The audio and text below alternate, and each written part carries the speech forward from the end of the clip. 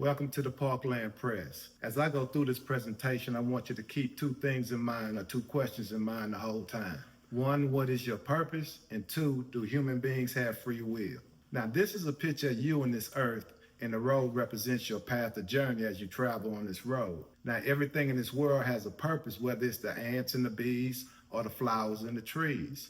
All the ants are basically doing the same thing and all the bees are doing the same thing. However, human beings think we all have a different purpose or an individual purpose, and that just isn't true. Our purpose is really one and the same, and that's what I'm here to teach. Now, what is free will? Free will is the right of choice or the right to choose. In essence, free will says you have the unassailable right to be Christian or Muslim, Democrat or Republican, a meat eater or a vegan, a saint or a heathen. You could do whatever you want to do and be whatever you want to be, granted that you're not hurting anyone in the process. Now, this free will thing seems kind of simple, and you'll say, of course I got free will because I could go right or left, up or down. Now, when you look at it from a scientist's point of view who knows that your eyes don't really see, they project images, and the brain doesn't think. It receives signals and sends signals throughout the body. Now, with that being said, who's controlling the mechanics of the body? If death is your only option in this world, then you cannot have free will. If you really have free will, there'll be another alternative or another choice. Say, for example, what if you didn't want to die? Is there another course you could take?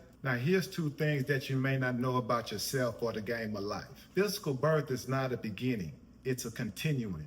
Anything with a physical body has existed before in some shape, form, or fashion. Physical life is a continuation or extension of another life. Now, the word born means carried or transported. That's B-O-R-N-E. It has an E on the end of it. Here's what happened to you. This life on earth is your present life, but it's not your beginning.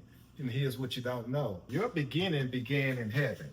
Your whole life, your origin, began here.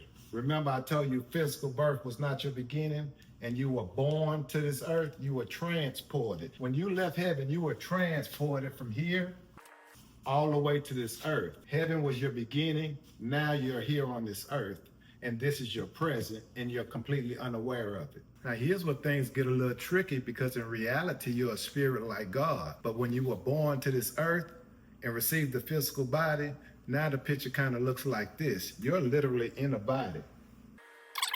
Now, you were born from heaven all the way to earth, and you entered a physical body, and this poses a great problem. One, you don't know where you come from. For two, you don't know who you are. You think you're the actual physical body when really the picture looks like this. This is the real you inside the body. And the actual body, that's the fake you, the character, the straw man. Thus, you're going through this life believing you're the physical body, and this is not you. This is your earth suit. It's an avatar. It's something that you entered to travel this earth's atmosphere in. Truly, the body limits you. It bounds you. It holds you. The body is really the prison, and your spirit is the prisoner. Have you ever heard the African proverb that says, know thyself? Well, when they say know thyself, they're really talking about this spirit, and human beings think they're talking about this body. You already know your body, and you know what that joker is capable of. Second thing you received was the ego, and this is where the rabbit hole gets a little deeper. Most people believe the ego is the braggadocious, arrogant part of a person's character, but the ego is much more than that, because the ego is running the show 24/7, even into your dreams. Actually, the ego is a thinking apparatus. It thinks for you. If you don't believe me, just sit down, close your eyes, and try to stop thinking for 1 minute. I guarantee you cannot do it. The thoughts will keep coming. The ego just force feeds you thoughts against your will. Ego is also the voice in your mind. Now, this voice controls your body, and it tells it what to do. It tells it when to go to sleep, when to get up, when to brush its teeth. It instructs the body, because the ego is like the body's teacher. So when you came from heaven to this foreign world, you created a mental guide, like a tour guide, to guide you around this earth, talk to you, and show you around. However, an accurate picture of the ego and the body is really a picture of the puppet and the puppet master. See, the ego is pulling all the strings, and your body is just really a helpless puppet. Would you like to meet your ego? We're going to say rock star to ourselves without opening our mouths, without saying anything outside. We're going to say this to ourselves. We're going to say rock star to ourselves. Don't say it out loud at the count of 3. 1, 2, 3. Okay. Now the question to ask, if you've said rock star in your mind, the question to ask is, what voice is that? What voice is that? What voice just spoke? You just said rock star without moving your mouth at all. On top of that, you on top of saying rock star, you heard yourself say rock star. How can you hear yourself say rock star and no vibration of sound has happened? Now, the voice that said rock star is the ego. The ego said rock star, and you actually heard it. Am I correct? But in truth, when you really think about it, you didn't hear anything at all because your ego is quite literally a hallucination. You think you heard something that said rock star because that's your ego trying to confirm itself as real because it's literally a hallucination. So check this out. Your ego actually convinces your body, who knows nothing, that it actually heard you say rock star without no vibration of sound. So since when can a person hear something without any vibration of sound waves? Literally, you can't. Thus, the voice in your head is really the textbook definition of a hallucination. You're hearing something that nobody else hears. I didn't hear nobody say rock star. Now the rabbit hole gets even a little bit deeper because your ego and body is a team, right? What kind of teammates don't like each other? Your ego really doesn't like your body, so your ego is very judgmental and very critical of your body's appearance. Just go stand naked in front of a mirror and listen to what that voice has to say about your body. On a nice day, the ego will tell you everything it doesn't like and everything you need to change immediately. Matter of fact, stand naked in front of a mirror and say, mirror, mirror on the wall, who's the fairest of them all? You better not. Your ego will cut your ass up in bite-sized pieces and tell you everything it doesn't like from your pinky toe to the top of your head. And because the ego doesn't like the body's appearance, it constantly tells it how to change it. It tells the body to lose weight, gain weight, go to the gym, get a haircut, decorate yourself in tattoos, fix your breasts, get a tummy tuck, get some implants, go to the gym, get some muscles. The ego has all kind of instructions for the body to follow. The body has no choice because it has to do what the ego tells it because it's the puppet and the puppet master relationship. Now, I know I told you previously that the ego was a thinking system that thinks for you, but now I'm telling you that it's a dysfunctional thinking system. Your ego is literally insane. Chemically imbalanced or whatever you want to call it, the ego is anything but sane. From the bum on the corner to the president of the United States, everybody in this game is crazy. Here's a few reasons why you're crazy. Mothers, if you went through 9 months of pregnancy and then gave your precious baby the milk of a cow, you are crazy. Fathers, you are technically crazy too if you allowed this to happen. If you teach your children to believe in Santa Claus and the Tooth Fairy, you are insane because really you're gearing them up for the devil. We're living in this world on a globe, and if you believe people are living on the top of the globe and on the bottom of the globe while it's rotating and nothing's being affected, you are crazy. You don't know that the Democratic and Republican Party is one party. You are crazy. If you believe America's the richest country in the world, trillions of dollars in debt at the same time, then you're insane. If you believe God would burn anyone and create a hell to burn anyone in, you're insane. If you believe you have a personal relationship with God, you're insane. Tell me, who else do you have a relationship with that you cannot see, you cannot talk to, you cannot touch, and you cannot hear? Your ego told you that you had a personal relationship with God. However, your ego is insane, as I told you. On a personal note, I believe if you pay $10,000 for a casket that's about to go on the ground, you're insane. If you think the funeral home is putting a $10,000 casket in the ground, you're insane. Now, to go further with this insanity thing, just in case you don't think you're insane yet, I call this the Tower of Insanity. Now, it's just a metaphorical picture to show you what's going on. Now, imagine this. When you came in this world, you had to get a level of insanity. You're crazy by default just based on what the ego is.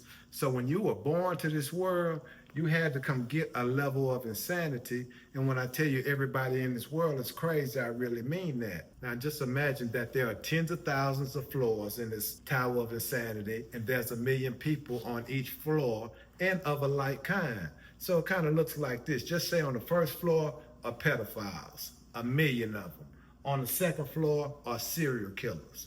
On the third floor are cannibals. On the fourth floor are psychopaths. Now, you may not be on those floors. You may be up on a higher floor and just be suffering from a little level of depression or anxiety or bipolar or something like that.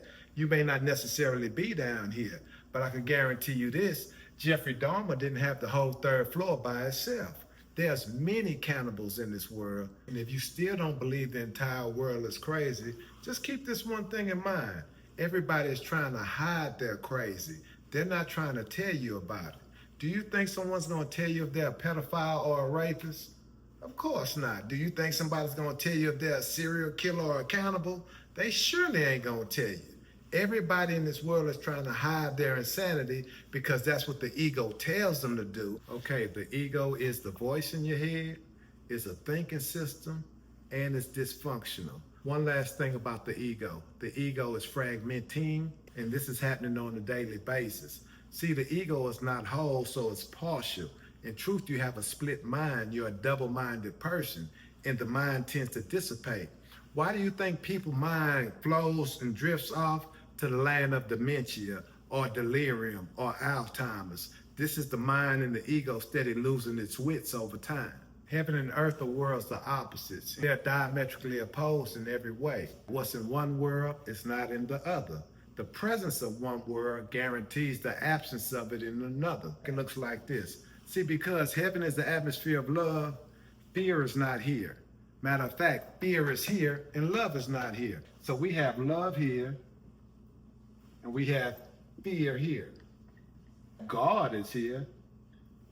And guess what? In this world, God is not here, regardless of what you think. These are diametrically opposed opposites. This is full of love, unity, peace, and joy. Now, this world, earth, it's the opposite. Where you have unity, here we have separatism or individualism. Where we have peace in heaven, here we have war. 24/7. You can look around the internet. Everybody's killing, everybody's fighting. We're at each other constantly. Where we had joy in heaven, here we have depression